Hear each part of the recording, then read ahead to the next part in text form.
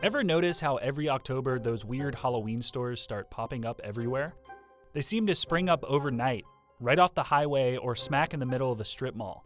Suddenly, storefronts are covered in big orange banners with names like Halloween this or Halloween that. Sure, they're kind of an eyesore, but the Halloween pop-up industry is one of the few success stories of the 2008 recession. Here's how Halloween pop-ups beat the recession by zombifying retail. When the recession first hit in 2008, store closures spiked, reaching 6,000 that year alone. It was the dawn of the so-called retail apocalypse, a succession of store closures that continues today. Major chains like Circuit City, Office Depot, and Linens and Things were shuttering stores left and right. But Halloween proved to be surprisingly recession-proof. Revenues from costume, candy, and decoration sales actually increased during the recession and continued to grow beyond 2008. Belt tightening didn't mean people weren't willing to shell out to get spooky. And look how eager retailers are to cash in on the Halloween spirit. Ah! You dream it, we build it. Happy Halloween. Wow. Halloween pop-up stores have been around since the 1980s, but took off during the recession because suddenly vendors had tons of newly available retail space. Between 2009 and 2010, the number of Halloween pop-up stores surged by 15%.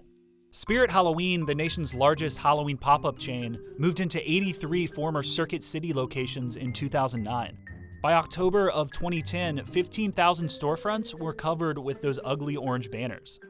And pop-ups were advertising these spaces as being a lot bigger and a lot better. Spirit Halloween, the brand new Halloween superstore with over 10,000 square feet of costumes, located on Hamilton Avenue, across from Cops. The average size of a shuttered Circuit City was 30,000 square feet. And these stores were anchor locations in shopping centers and malls, highly trafficked areas with plenty of parking and surrounded by other major retailers. Now open, Halloween Express, located in the Costco shopping center. The largest selection of Halloween costumes, accessories, and decorations on the Central Coast.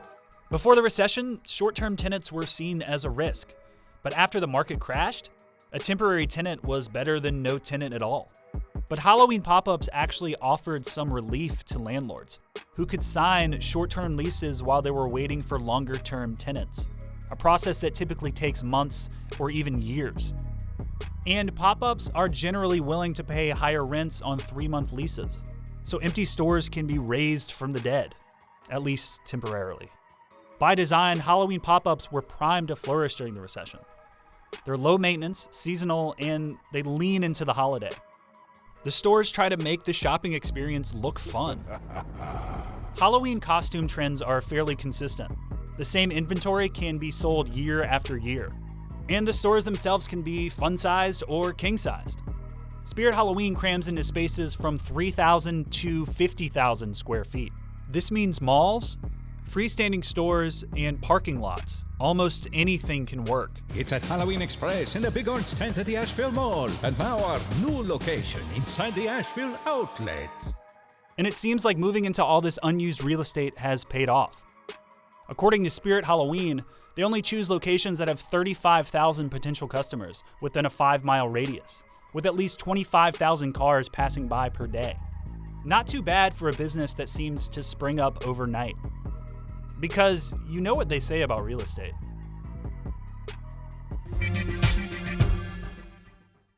What are you going to be for Halloween? And where are you buying your costume? Let us know in the comments below, and like and subscribe for more Cheddar deep dives and breakdowns.